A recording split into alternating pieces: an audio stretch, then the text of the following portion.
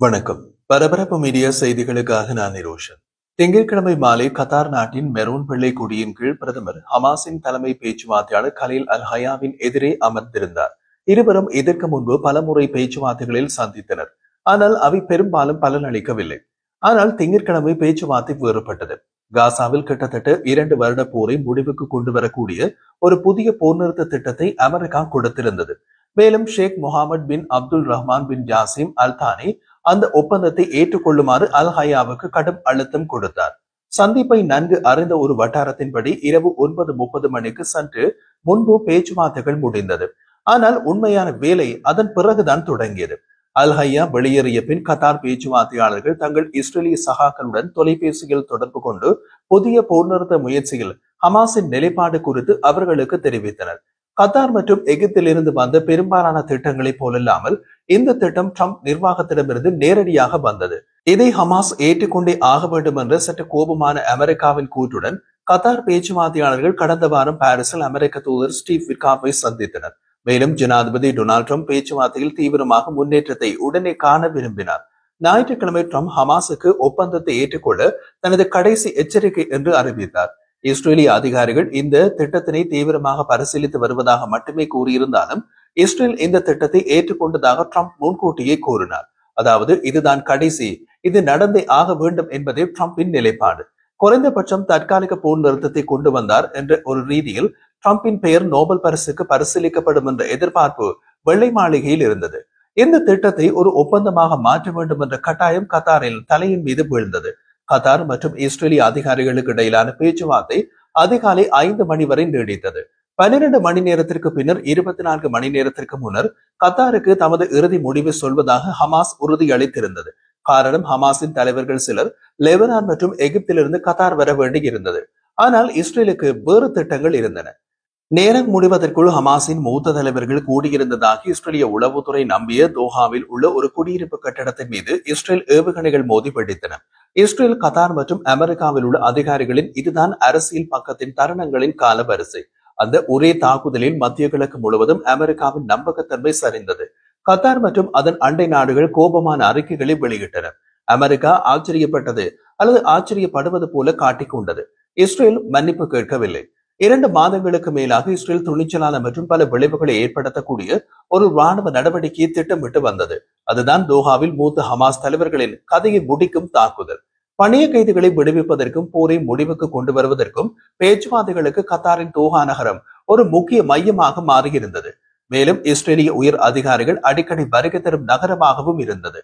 October 7, 2023 தாக்குதல்களுக்கு பின்னர் காசா மற்றும் வெளிநாடுகளில் ஹமாஸின் தலைவர்களை குறிவைக்கப் போவதாக இஸ்ரேல் வெளிப்படையாகவே அறிவித்திருந்தது. அப்போதே சர்வதேச எல்லைகள் தமக்கு பாதுகாப்பாக இல்லை என்பதை ஹமாஸ் உணர்ந்திருக்க வேண்டும்.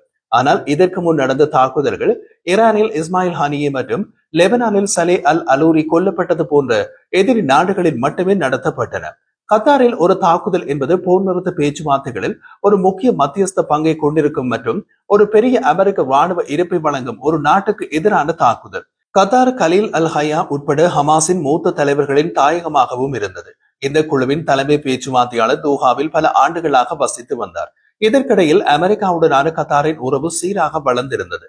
பென்டகோன் 2 தசாப்தங்களுக்கு மேலாக அல்-உதைத் விமான தளத்தை மத்திய கிழக்கு பிராந்தியத்தில் அதன் மிகப்பெரிய தளமாக பயன்படுத்தி வருகிறது. 2022 ஆண்டில் முன்னாள் ஜனாதிபதி ஜோ பைடன் கத்தாரை நேட்டோ அல்லாத ஒரு முக்கிய நட்பு நாடாக அறிவித்தார். கடந்த ஆண்டு அமெரிக்கா மற்றும் கத்தார் அதிகாரிகள் CNN தொலைக்காட்சியிடம் ஹமாஸ் தலைவர்களை தமது நாட்டிலிருந்து வெளியேற்றுவதற்கு கத்தார் ஒப்புக்கொண்டதாகவும், ஆனால் அந்த வாக்குறுதி நிறைவேற்றவில்லை என்றும் ஹமாஸின் பல தலைவர்கள் தோஹாவில் தங்கியிருப்பதாகவும் தெரிவித்தனர். மே மாதம் வளைகுடா நாட்டுக்கு பயணம் செய்த முதல் அமெரிக்க ஜனாதிபதியாக ட்ரம்ப் ஆனார். இந்த நாட்டை நாங்கள் பாதுகாப்போம் என்று கத்தாருக்கு உறுதியளித்தார். ட்ரம்ப் நாட்டில் குறுகிய காலம் தங்கியிருந்த போதிலும் அமெரிக்காவுக்கு $1.2 டிரில்லியன் பொருளாதார உறுதிப்பாட்டை தோஹா உறுதியளித்திருந்தது. மேலதிகமாக அவரது அரசாங்கத்துக்கு ஜனாதிபதியின் பிரத்யேக விமானம் ஏர்போர்ஸ் ஒன்னாக பயன்படுத்த ஒரு ஜாம்போ ஜெட் விமானத்தை பரிசளித்தது. கத்தார் பரிசளித்தது என்று கூறுவோரும் உள்ளார்கள். ட்ரம்ப் தனக்குரிய பரிசை கேட்டு வாங்கினார் என்று கூறுவோரும் உள்ளார்கள். இஸ்ரேல் கத்தாருடன் அந்த சொந்த சிக்கலான உறவை வைத்திருக்கிறது. 2 மத்திய கிழக்கு நாடுகளும் முறையான உறவுகளை கொண்டிருக்கவில்லை. ஆனால் பல ஆண்டுகளாக அதிகாரிகள் இரு நாடுகளுக்கும் இடையே தொடர்ந்து பயணம் செய்து வருகின்றனர். 1996 ஆண்டு கத்தார் இஸ்ரேலுடன் குறைந்த அளவிலான ராஜதந்திர உறவுகளை ஏற்படுத்தியது. ஆனால் 2000ஆம் ஆண்டு தோஹாவில் உள்ள இஸ்ரேலிய வர்த்தக அலுவலகத்தை மூடியது. 2018ஆம் ஆண்டில் பிரதமர் பெஞ்சமின் நேத்தன்யாகு கத்தாரில் இருந்து காசாவுக்கு நூற்றுக்கணக்கான மில்லியன் டாலரை மாற்றி ஒப்புதல் அளித்த போது உறவுகள் மீண்டும் பெரிய அளவில் வளர்ந்தன. ஹமாஸ் ஆட்சி செய்யும் பகுதிக்கு கத்தாரின் பிரதிநிதி அடிக்கடி சென்ற போது சூட்கேஸ்களில் கொண்டு செல்லப்பட்ட பணம் அரச ஊழியர்களின் சம்பளம், தேவைப்படுபவர்களின் குடும்பங்கள் மற்றும் பயன்பாடுகளுக்காக என்று கொடுக்கப்பட்டது. ஆனால் காசாவில் போர் தொடங்கியதிலிருந்து இஸ்ரேல் கத்தார் உறவுகள் கணிசமாக மோசமடைந்துள்ளன. இஸ்ரேலிய அதிகாரிகள் கத்தார் மீது அதிகரித்து வரும் கோபத்தை வெளிப்படுத்தினார்கள். கத்தார் அரசாங்கம் ஹமாஸுக்கு அடைக்கலம் கொடுப்பதாகவும் பணைய கைதிகள் விடுவிப்புக்கு ஒப்புக்கொள்ள போதுமான அழுத்தம் கொடுக்கவில்லை என்றும் குற்றம் சாட்டியிருந்தார்கள். கத்தாரில் தாக்குதல் நடத்துவது அவசியம் என்று இஸ்ரேலிய அரசாங்கம் முடிவு செய்தது. சமீப கால வாரங்களில் சிக்கலான மற்றும் நீண்ட தூர விமான தாக்குதலுக்கான திட்டமிடலை இஸ்ரேலிய விமானப்படை துரிதப்படுத்தியது. இஸ்ரேலிய பாதுகாப்பு படை IDF காசா நகரத்தின் மீது தாக்குதல் நடத்த தொடங்கிய நிலையிலும் இஸ்ரேலிய விமானப்படை ஒரு வளைகுடா அரபு நாட்டின் மீது இஸ்ரேலிய முதல் தாக்குதலுக்கு தயாராக தொடங்கியது. தாக்குதல் எப்போது என்பதுதான் கேள்விக்குறியாக இருந்தது. கடந்த 2 ஆண்டுகளாக IDF தலைமை தளபதி லெப்டினன்ட் ஜெனரல் இயல் ஜமீர் மற்றும் மொசாட்டின் தலைவர் டேவிட் பார்னியா அமெரிக்கா தனது புதிய போர் நிறுத்த திட்டத்தை முன்வைத்த சில நாட்களுக்கு பின்னர் வரும் இந்த நடவடிக்கை நேரம் குறித்து கேள்வி எழுப்பினார்கள். இப்போது தாக்குதல் நடத்த சரியான நேரம் அல்ல என்று அவர்கள் கூறியதாக தெரிய வருகிறது.